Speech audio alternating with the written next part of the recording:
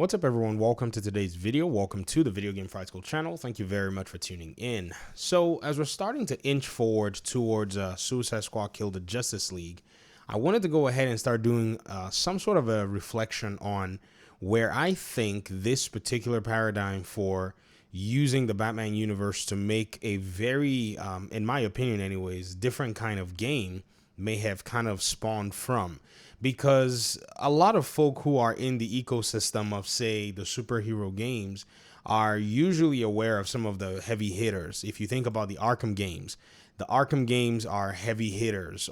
It doesn't matter which one is your favorite. Of all the four of them, whether it be the three from Rocksteady or the one from Warner Brothers Montreal, I think many of us can rally around and say that these games are actually quite solid. But there's something that a lot of people don't really talk about, and that is a specific video game that was actually released sometime around 2012.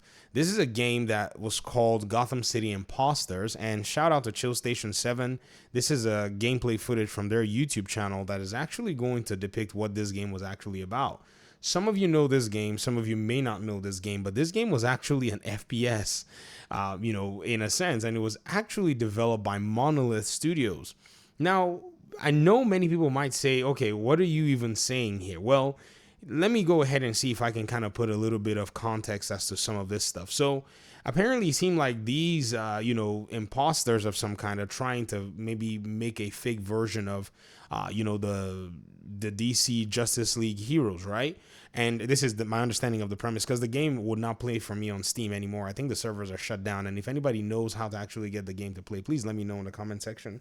So when I tried to play the game, I got like this, opening scene where I got to see these thugs and these bad bandits basically running around and, with weapons and all that stuff. And it was quite interesting. But I think the goal is that they're going to be going around and fighting, say, other gangs and trying to maybe, I don't know what it all is, but it seems like some crazy, neurotic type of shooter in a sense. When I finally kind of connected the dots that it seemed like somebody wanted to go ahead and take this paradigm, it wasn't too far for me to conclude that maybe somewhere within the DC, ecosystem, somebody wants to make a video game that is representative of what it is that we're seeing in this Gotham City Imposters. The closest that we're seeing now in this new, game release cycles is the Suicide Squad Kill the Justice League. Even though both games are very different, don't get me wrong. I mean, the Gotham City Imposters game is an FPS. It is not set in the Arkham universe, whereas this particular game has the Batman from the Arkham universe, seems to have the Harley Quinn as well, and even the Superman that was always teased in Arkham games, especially Arkham Knight. These are the characters from the Arkham universe, so that's where the distinction actually lies, and Rocksteady is actually developing this particular video game. So what is the common denominator here? In my opinion, I think the games as a service model is something that has been pushed for by one of the executives, or maybe even some of the executives within Warner Media Interactive Entertainment. Possibly there is someone, or there are some people who want to see the Batman universe be used to make some kind of a Fortnite-ish game. But even when this Gotham City Imposters game came out, Fortnite wasn't a thing, I don't think. I mean, some of you may or may not know when Fortnite was released, but it was really interesting, to see how that game kind of changed, everything. And even though Gotham City Imposters seemed to have failed, it didn't deter a lot of these executives to, from continuing to try their best to monetize something.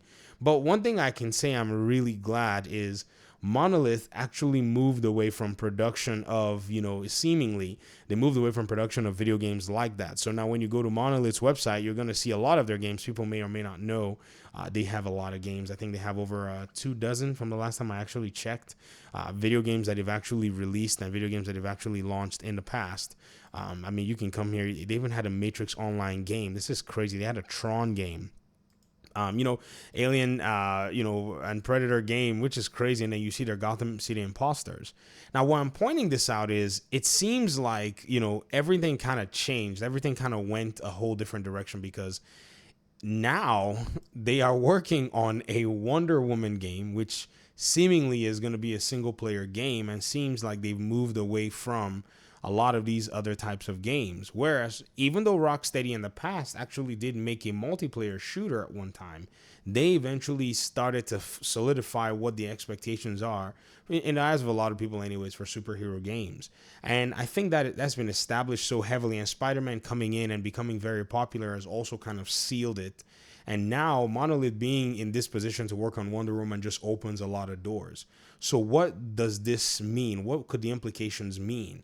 I think the implications mean that whomever wants this Suicide Squad-ish game to be a thing, right? This live service thing, I think you probably need to find another avenue to make it happen. And there are other avenues, but with the superhero genre, it just doesn't seem like it's going to work. Avengers hit a wall straight on and it fell flat. The game eventually got folded up. Suicide Squad Killed the Justice League has not received the best reception so far, and I don't know how much that's going to change. So what could happen is there are other franchises that could actually serve this need, and using the DC characters don't seem to be, in my opinion anyways, the best approach to go about it. Rather, these characters seem to be better fitted, in what some of these single player titles, like, the way the Arkham series were done. Perhaps we should go through the library and start bringing characters like the Green Lantern to have his or whichever Green Lantern their own game, maybe a character like the Green Arrow to have their own game, a character like Black Canary to have their own game. There are so many of these characters that could get the job done, and they could basically make a lineup of single player games. They have studios that are capable of doing this. If Monolith would take on, say, possibly Insomniac style of development, I see no reason why Monolith cannot be that one studio that's punching out at least every 2-3 years, is bringing out a significant title if they're able to basically take on that planning and, do some really cool things along the line.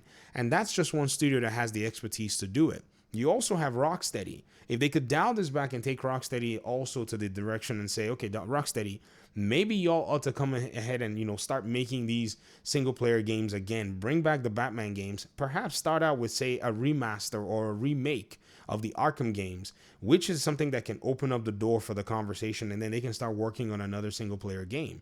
While at the same time, there are other studios who are very good at making the multiplayer experiences, can also continue to generate income for them. Examples would be NetherRealm Studios.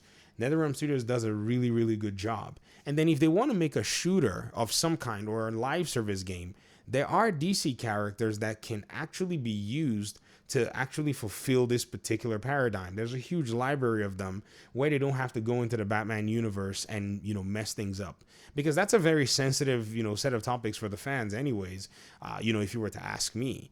So I think this is a very interesting conversation overall, and it's something that if they're not paying attention right now, especially with the way video games are getting heavily scrutinized today. I mean, if you go on, say, a website like Twitter, just because Monolith hasn't said anything since they, congratulated, I think their last tweet was in June 8th, where they congratulated NetherRealms on Mortal Kombat 1, doesn't mean by the time they start putting stuff about the Wonder Woman game in public, they're not going to receive a lot of attention. They will. And a lot of people are going to be looking at this from a different perspective.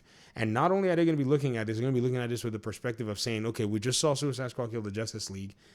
Depending on whom they are, some people may or may not like it, but all of us are going to be coming here to come take a look and give our opinions. Our perception, the way we see things, is really going to, be a huge indicator. However, because Wonder Woman seems to be a single player game, it will already be shielded from 50% of that heavy scrutiny, but it's still one of those things where the attention is now going to be somewhat different, because the air and the conversation overall is somewhat, it's different overall, if I were to just put it in a very simple set of terms. But anyways, I'll continue this topic in another video. I really wanted to go ahead and just point this out because I think it's really interesting overall. So let me hear your thoughts in the comment section. Thanks so much for watching the video. I appreciate you guys' time and audience, and hopefully we'll talk pretty soon in another one. Peace out.